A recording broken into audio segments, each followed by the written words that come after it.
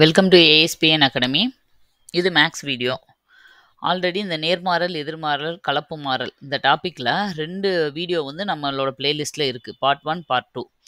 ஒவ்வொன்றிலையும் நேர்மாறலுக்கு தனியாக ஒரு வீடியோ, எதிர்மாறலுக்கு தனியாக ஒரு video, previous year questions, example சம்ஸோட டீட்டெயிலாக எக்ஸ்ப்ளனேஷன் பண்ணி கொடுத்துருக்கோம். அதை நீங்கள் பார்த்துட்டு இந்த லாஸ்ட் பார்ட்டுக்கு வாங்க. இது வந்து இந்த டாப்பிக்கோட ஃபைனல் பார்ட்.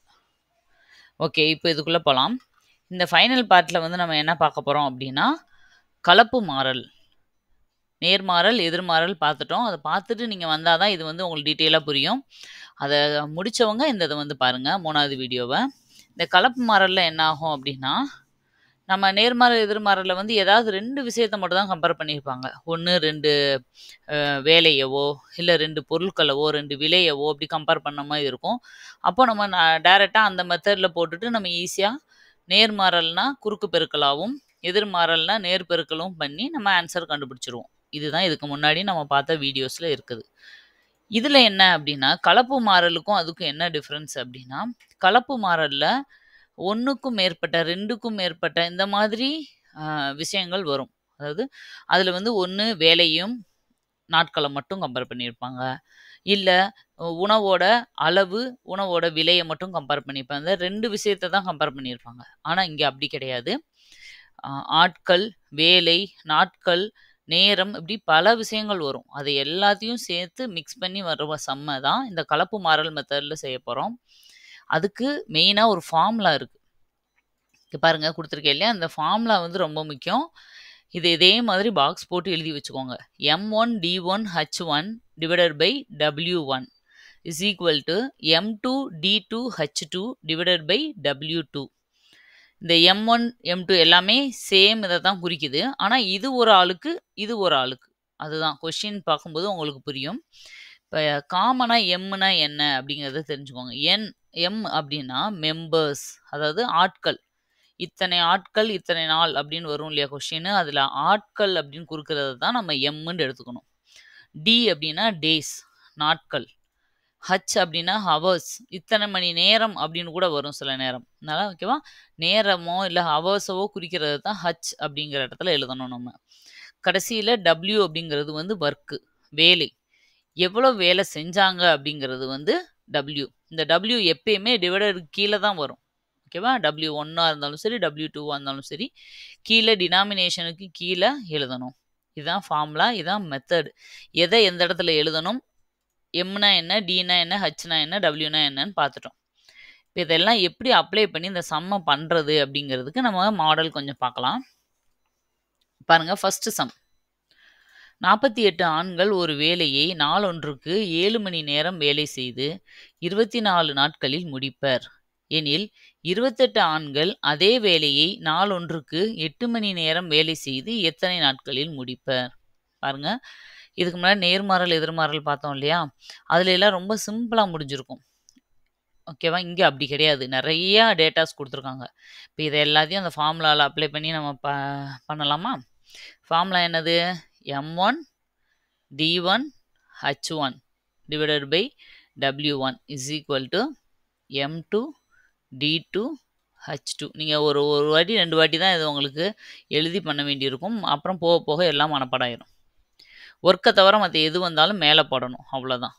இப்போ பாருங்கள், இந்த சம்மில் M1 என்ன கொடுத்துருக்காங்க, அதாவது ஆட்கள் அப்படின்றத மெம்பர்ஸ் வந்து ஆண்கள்னு கொடுத்துருக்காங்க. 48 ஆண்கள். ஓகேவா, அப்படியே அப்ளை பண்ணுறேன். இடையில எந்த ஒரு சிம்பிளுமே கொடுக்கல அப்படின்னா என்ன அர்த்தம்? மல்டிப்ளிகேஷன் இருக்குன்னு அர்த்தம். அப்படி தானே? அடுத்து டேஸ். டேஸ்னா எத்தனை நாள்? 24 மணி நேரம் வேலை செய்து.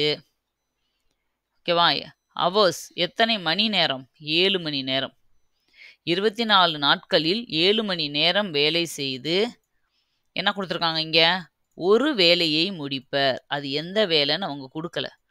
வேலை வந்து என்னன்னு கொடுக்கல, வெறும் சும்மா ஒரு வேலையை முடிக்கிறாங்க அப்படின்னு மட்டும் கொடுத்தா நம்ம 1ன்னு எடுத்துக்கணும், அவ்வளோதான். டபிள்யூன்னு இருக்க இடத்துல இங்கே 1ன்னு எடுத்துக்கிறேன். அதாவது 48 ஆண்கள் 24 நாட்களில் 7 மணி நேரம் வேலை செய்து ஒரு வேலையை முடிப்பர். இது ஃபஸ்ட்டு. ஓகேவா, ஒரு செட்டு எழுதிட்டேன். இப்போது ஈக்குவல்ட்டுக்கு அப்புறம் இங்கிட்டு வர்ற M2D2H2 என்னன்னு பார்க்கலாம். இன்னொன்னு குடுத்துருக்காங்க பாருங்க. 28 ஆண்கள். ஓகேவா? எத்தனை நாள்னு குடுக்கல. 8 மணி நேரம் வேலை செய்து அதே வேலைன்னா, அப்ப அதுவும் ஒரு வேலைன்னு தான் அர்த்தம். அதே வேலையை எத்தனை நாட்களில் முடிப்பர்? அந்த எத்தனை நாள் அப்படிங்கிற மேல வர்ற D2க்கு பதிலா தான் நான் எக்ஸ்ன்னு போடுறேன். புரியுதா? இப்போ இந்த இடத்துல D2 தான் கேட்டிருக்காங்க. D2 தான் கொஸ்டின்ல என்னன்னு கேட்டிருக்காங்க. அப்ப அந்த D2 வர்ற இடத்துல நான் எக்ஸ்ன்னு போட்டுக்கிறேன். மீதி எல்லாமே எனக்கு தெரியும் அப்படின்னா, நான் அந்த எக்ஸ் ஈஸியா கண்டுபிடிச்சிடலாம் இல்லையா? ஃபர்ஸ்ட்டு குடுத்துருக்க சம்முல இருந்து இந்த மாரி ஃபார்முலா படி எடுத்து எழுத ஆரம்பிக்கணும். இந்த எழுதுறதுல சின்ன மிஸ்டேக் விட்டுட்டா கூட நம்ம தப்பாயிரும். சரியா? கீழ வந்து 7 கொண்டு வந்து போடுறது, 8 கொண்டு வந்து போடுறது அப்படி பண்ணக்கூடாது. எது வேலைங்கிறத தெளிவா தெரிஞ்சுக்கோங்க. இது ஃபர்ஸ்ட்டு சிம்பிளா ஒரு வேலைன்னு குடுத்தா எப்படி எடுக்கணுன்றது தான் இந்த சம். ஒருவேளை வேலையோட அளவே குடுத்தா எப்படி இருக்கும்னு நான் பின்னாடி ஒரு 2வது, 3வது சம்ல உங்களுக்கு சொல்லி தரேன். இங்க பாருங்க இப்ப எழுதிட்டோம். இப்ப எனக்கு தேவை எக்ஸ் மட்டும். ஓகேவா? அந்த எக்ஸ மட்டும் நான் இந்த பக்கம் வச்சுக்கிறேன். இல்ல D2ன்னே கூட வச்சுக்கோங்க நீங்க டைரக்ட்டா. உங்களுக்கு கன்ஃப்யூஸ் ஆகுதுன்னா. D2வ மட்டும் நான் இங்கிட்டு வச்சுக்கிறேன். வச்சுட்டா, இந்த வேல்யூ அப்படியே இருக்கும். எப்படி கொண்டு வந்து எழுதணும்னு பார்த்துக்கோங்க. 7 இது இப்படியே இருக்குமா? இந்த பக்கம் மேல இருக்கிற வேல்யூ இங்க வந்து கீழ டினாமினேட்டர்ல வரும். 28 இன்டு 8. இந்த 1 இந்த பக்கம் போகும். இந்த 1 இங்கிட்டு வரும். இப்ப 1 எந்த பக்கம் போட்டாலும் நம்மளுக்கு அது வேல்யூ இல்ல. அதனால நான் ஆட் பண்ணல. வேற வேல்யூவா இருந்தா கண்டிப்பா வந்திருக்கும். சரியா? இது இப்படி வரணும். இது இப்படி வரணும். அவ்வளோதான். குறுக்கு பெருக்கல். மீதி இங்க இருக்க வேண்டிய D2 மட்டும் இங்க அப்படியே இருக்கும். சரி எழுதிட்டோமா? இப்ப இத ஜஸ்ட் அடிச்சு போடணும். இப்ப இது எல்லாத்தையும் நான் அடிச்சேன்னா எனக்கு எவ்வளோ கிடைக்கும்? 1 7 7 4 7 இது. ஓகே. இப்ப இது எல்லாத்தையும் நான் அடிச்சு போட்டேன்னா எனக்கு ஆன்சர் என்ன கிடைக்கும் அப்படின்னா 36ன்னு கிடைக்கும். ஓகேவா? 1 8 8 இத அடிச்சா 6 இத அடிச்சோன்னா 1 4 6 4 24. அப்ப மொத்தம் 6 இன்டு 6 மட்டும் தான் பேலன்ஸ் இருக்கா? அப்ப 36 டேஸ். அதாவது நாட்கள். அவ்வளோதான் ஆன்சர். இத பெருசா ரொம்ப கஷ்டம்லாம் இல்ல. அங்கேயும் அதே மாரி தான் குறுக்கு பெருக்கல் பண்ணி போடுவோம் இல்லையா? இங்க அதே இது குறுக்கு பெருக்கல்லயே ஒரு நம்பர்ஸ் வந்து ஜாஸ்தி இருக்கும். ஒரு 3 4 நம்பர், 3 நம்பரு, 2 நம்பர் அப்படி எக்ஸ்ட்ரா இருக்கும். அவ்வளோதான். புரியுதா? குடுத்துருக்கத ஃபார்முலா படி எடுத்து எழுதிட்டு, எது கேட்குறாங்களோ அத மட்டும் ஈக்குவலுக்கு அந்த பக்கம் வச்சுட்டு, மீதி எல்லாத்தையும் ஒரு சைடு கொண்டு வந்துட்டு அடிச்சு போடணும். அவ்வளோதான் இந்த மெத்தடே. ஓகே. உங்களுக்கு புரிஞ்சிருக்கும்னு நெனைக்கிறேன். இதே மெத்தட்ல இன்னொரு சம் பண்ணலாம். உங்களுக்கு அப்ப இன்னும் ஈஸியா இருக்கும். பாருங்க 6 ஆண்கள் ஒரு வேலையை நாள் ஒன்றுக்கு 10 மணி நேரம் வேலை செய்து 24 நாட்களில் முடிப்பர். 9 ஆண்கள் நாள் ஒன்றுக்கு 8 மணி நேரம் வேலை செய்தால் எத்தனை நாட்களில் அந்த வேலையை முடிப்பர்? இதுக்கு முன்னாடி நம்ம பண்ண மாதிரியே தான். ஃபார்முலா நீங்க மைண்ட்ல ஞாபகம் வச்சுக்கோங்க. இல்ல நோட்ல நீங்களே எழுதிக்கோங்க. நான் டைரக்ட்டா சம் எழுதுறேன். 6 ஆண்கள் 24 நாட்களில் 10 மணி நேரம் வேலை செய்து ஒரு வேலையை முடிப்பர். அப்ப நான் 1ன்னு தான் எழுதுறேன். ஓகேவா? அடுத்தது 9 ஆண்கள் ஓகேவா? 8 மணி நேரம் வேலை செய்தால் அதே வேலைய, ஒரு வேலைய எத்தனை நாட்களில் முடிப்பர்? அதே மாதிரி தான். லாஸ்ட்டா செஞ்சோம் இல்லையா நம்ம ஒரு சம்மு? அதே மாதிரி தான் இங்க கேட்டிருக்காங்க. D2 கேட்குறாங்க. அப்ப நான் என்ன பண்ணணும்?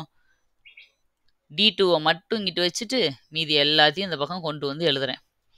6 இன்ட்டு 24 இன்ட்டு 10 டிவைடட் பைல இந்த பக்கம் இருக்கிற 9ம் 8ம் இங்க வந்துரும். அப்படிதானே? இப்போ இத நான் அடிக்கிறேன். 2 3 6 3 9 திரும்ப 1 3 3 3 24 திரும்ப இந்த 8 8 அடிச்சிடலாமா? 8 8 நான் அடிச்சிடுறேன். இப்போ பேலன்ஸ் எவ்வளவு இருக்கு? இங்க ஒரு 2 இருக்கு.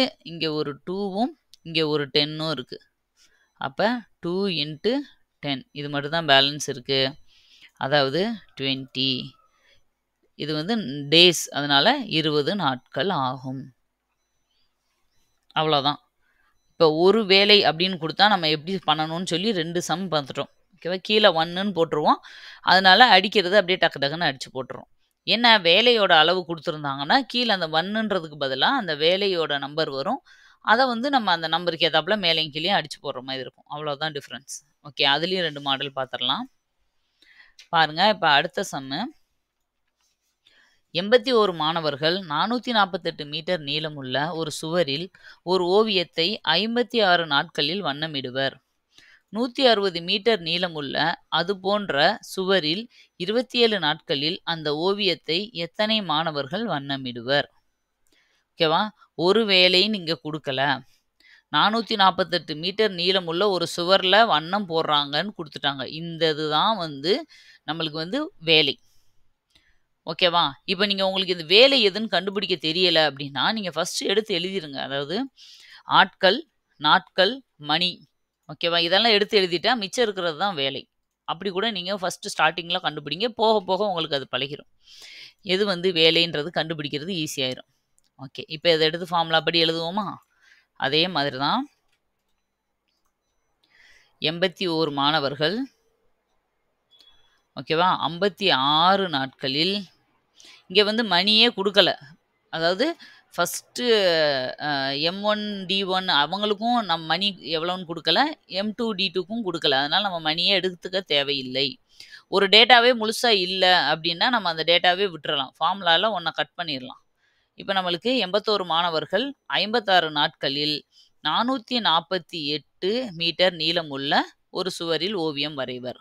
ஓகேவா? இதுதான் இந்த பக்கம் வர வேண்டியது. இப்ப இந்த பக்கம் என்ன குடுத்துருக்காங்க? 160 மீட்டர் நீளமுள்ள அதே போன்ற அப்ப 160 மீட்டர்ன்றது கீழ வரணும். இவங்கெல்லாம் சேர்ந்து 448 மீட்டர் நீளமுள்ள சுவருக்கு பெயிண்ட் அடிக்கிறாங்கன்னா, 160 மீட்டர் நீளம் இருக்க ஒரு நீளமுள்ள ஒரு சுவர ஓகேவா? 27 நாட்களில் பெயிண்ட் அடிக்க எத்தனை மாணவர்கள் தேவை? மாணவர்கள்ன்றத M2 அத நான் மேல வச்சுக்கிறேன். புரியுதா? M2 தான் இப்ப கேட்டிருக்காங்க. 27 நாள்னு எத வேணாலும் முன்னாடி எழுதிக்கலாம். நீங்க எத வேணாலும் பின்னாடி எழுதிக்கலாம். M2க்கு அப்புறம் தான் D2 எழுதணுமா? D2க்கு அப்புறம் தான் அப்படிலாம் கிடையாது. ஏன் அப்படின்னா, ஃபார்முலா வந்து எல்லாமே மல்டிப்ளிகேஷன் தான். எத முன்னாடி போட்டாலும், பின்னாடி போட்டாலும் நம்மளுக்கு சேமா தான் வரும். கீழ டினாமினேட்டர மட்டும் தான் கவனமா போடணும். சரி, இப்ப நான் எழுதிட்டேன். எனக்கு வந்து M2 மட்டும் வேணும். இப்ப M2 மட்டும் வேணும்னா என்ன பண்ணணும்? 81 இன்ட்டு 56 இந்த 160ன்றது இங்க போகும். அப்ப என்னாகும்? மேல 160ன்னு வரும். புரியுதா? இப்ப கீழ ஆல்ரெடி 448 இருக்கு. இன்ட்டு இந்த மேல இருக்கிற 27 கீழ வந்துச்சுன்னா, இப்படி வரும். ஃபர்ஸ்ட் இத பிரிச்சு எழுதிக்கோங்க. இதுதான் வந்து M2. இப்ப இது எல்லாத்தையும் நான் அடிச்சு போட்டேன்னா, எனக்கு என்ன ஆன்சர் கிடைக்கும் அப்படின்னா, 60ன்னு கிடைக்கும். நீங்க அடிச்சு பார்த்துக்கோங்க. அடிச்சு போட்டா எனக்கு 60 அப்படிங்கிற ஆன்சர் கிடைக்கும். அப்ப மொத்தம் எவ்வளவு மாணவர்கள்னு தான் கேட்டிருக்காங்க. 60 மாணவர்கள் அப்படிங்கிறது தான் ஆன்சர். புரியுதா? இவ்வளோதான். இதுக்கு முன்னாடி பார்த்ததுல ஒரு வேலைன்னு குடுத்துருப்பாங்க. அதனால வேலைக்கு பதிலா 1ன்னு போட்டு நம்ம அடிச்சோம். இங்க வந்து வேலை எவ்வளவுன்றதையும் குடுத்துருக்காங்க. அத அப்படியே சப்ஸ்டிட்யூட் பண்ணி கேன்சல் பண்ணியிருக்கோம். அவ்வளோதான் வித்தியாசம். வேற ஒண்ணும் இல்ல. இப்ப இதே மாடல்ல இன்னும் ஒரு சம் மட்டும் பார்த்துரலாம். அதாவது மோஸ்ட்லி இந்த நேர்மாறல், எதிர்மாறல்ல அம் ரொம்ப பேசிக்கா நம்ம பார்த்தோம்ல நேர்மாறல் டைரக்ட்டா எடுத்து போடுற மாரி. அந்த மாரி வர்றது வந்து ரொம்ப கம்மி தான். ரொம்ப ஈஸியா கேட்கணும் அப்படின்னும்போது அதுலருந்து கேட்பாங்க. ஓரளவு ரீசனபிளா கொஞ்சம் மீடியமா, டஃப்பா கூட இல்ல. மீடியமா கொஸ்டின் கேட்கணும்னாலே இந்த மாடல் சம்ஸ் தான் அதிகமா வரும். இந்த கலப்பு மாடல் சம்ஸ் நீங்க எந்த கொஸ்டின் பேப்பர் எடுத்தாலும் நீங்க பாருங்க. இந்த மெத்தட்ல வந்து ஒரு சம் இருக்கும் கண்டிப்பா. அதனால ரொம்ப ஈஸி வேற. அதனால நல்லா தெளிவா புரிஞ்சுக்கோங்க. அடுத்தது பாருங்க. 180 மீட்டர் நீளமுள்ள ஒரு பாயினை 15 பெண்கள் 12 நாட்களில் செய்தனர். 512 மீட்டர் நீளமுள்ள ஒரு பாயினை 32 பெண்கள் செய்ய எத்தனை நாட்கள் ஆகும்? இதுக்கு முன்னாடி செஞ்சோம் இல்லையா? அதே மாதிரி தான். மொத்தம் 15 பெண்கள் 12 நாட்களில் எவ்வளோ மீட்டர் நீளமுள்ள? 180 மீட்டர். அதுதான வேலை. அதனால நான் கீழ எழுதிக்கிறேன். அதே இது என்ன கேட்குறாங்க? 512 மீட்டர் நீளம் இருக்க ஒரு பாய 32 பெண்கள் சேர்ந்து எத்தனை நாட்களில் முடிப்பர்? D2 கேட்குறாங்க. புரியுதா? இத நீங்க எடுத்து மட்டும் கரெக்ட்டா தெளிவா கொஸ்டின்ல இருந்து எழுதிட்டீங்கன்னா போதும். அவ்வளோதான். அடுத்து வந்து ரொம்ப சிம்பிளிஃபிகேஷன் மாதிரி வெறும் அடிச்சு போடுற வேலை தான். சரி, இப்போ D2 மட்டும் எனக்கு வேணுமா? அப்போ நான் என்ன பண்ணுவேன்? இந்த மற்ற எல்லா வேல்யூவையும் ஒரு பக்கம் கொண்டு வரோம். இன்ட்டு இந்த 512 மேலே வந்துருமா? 512 கீழே 180 ஆல்ரெடி இருக்குது. மேலேருந்து 32 கீழே வந்துடும். இப்போ இதை ஃபுல்லாக நான் அடித்து போட்டேன்னா எனக்கு 16ன்னு ஆன்சர் கிடைக்கும். 16 நாட்கள். இதுதான் ஃபைனல் ஆன்சர். நீங்கள் அடித்து போட்டு பாருங்கள், கண்டிப்பாக ஆன்சர் வரும். 16 ஆட்கள் அப்படிங்கிறது தான் ஆன்சர். 15 இன்ட்டு 12 இன்ட்டு 512 கீழே 180 இன்ட்டு 32 இதெல்லாம் சேர்ந்தது தான் இந்த இது. ஓகேப்பா, இதோட இந்த டாபிக் வந்து முடிஞ்சது. அதாவது ஆல்ரெடி நம்ம நேர்மாறல் எதிர்மாறல் எல்லாத்துக்கும் ஒரு வீடியோ கொடுத்துருக்கோம். இது வந்து கலப்பு மாறல். இதோட இந்த மொத்த டாபிக்குமே முடிஞ்சது. இது வந்து டைரெக்டாக உங்கள் சிலபஸில் வந்து இருக்காது இந்த டாப்பிக்கேவும். என்ன இது இல்லையே, இது பார்க்க தேவையில்லையா அப்படின்னு நினைக்காதீங்க. இந்த டாபிக் வந்து நம்மளுக்கு இன்டைரக்டாக சிலபஸில் இருக்கிற ஒரு டாபிக். அதனால் எல்லாருமே டிஎன்பிஎஸ்சி மட்டும் கிடையாது, டெட்டு, போலீஸ் எல்லாத்துக்குமே இந்த டாபிக் வந்து கண்டிப்பாக தெரிஞ்சிருக்கணும். இன்னொரு இது என்னன்னா, இந்த டாப்பிக்கை வச்சு நிறைய சம்ஸ் வந்து நம்ம பின்னாடி வேற வேற அந்த வேலை மட்டும் டைம் அண்ட் ஒர்க் இருக்கு இல்லையா, அந்த டாப்பிக்கு, பர்சன்டேஜ் டாப்பிக்கு, லாப நஷ்டம், இந்த மாதிரி நிறைய இதில் வந்து இந்த மெத்தடில் நம்ம ஈஸியாக வந்து சால்வ் பண்ண வேண்டிய சுச்சுவேஷன் வரும். ஓகேவா? நம்ம அந்த மெத்தட் படி போராட்டி கூட இந்த நேர்மாறல் எதிர்மாறல் டைப்பில் போட்டு அந்த சம்மை வந்து டக்குன்னு சால்வ் பண்ணிடலாம். அப்படி நிறைய இடத்துல இது யூஸ் ஆகும். அதனால் இந்த டாப்பிக்கை தயவு செஞ்சு யாரும் ஸ்கிப் பண்ணிடாதீங்க. கம்பல்சரி இதை பார்த்துக்கோங்க. ரொம்ப ஈஸியானது. ஓகே, அடுத்து இதுக்கடுத்து நம்ம ஸ்டார்ட் பண்ண போகிறது வந்து ஒரு புது டாபிக். அடுத்த வீடியோவில் இன்னொரு புது டாப்பிக்கோட உங்களை மீட் பண்ணுறேன். தேங்க்யூ.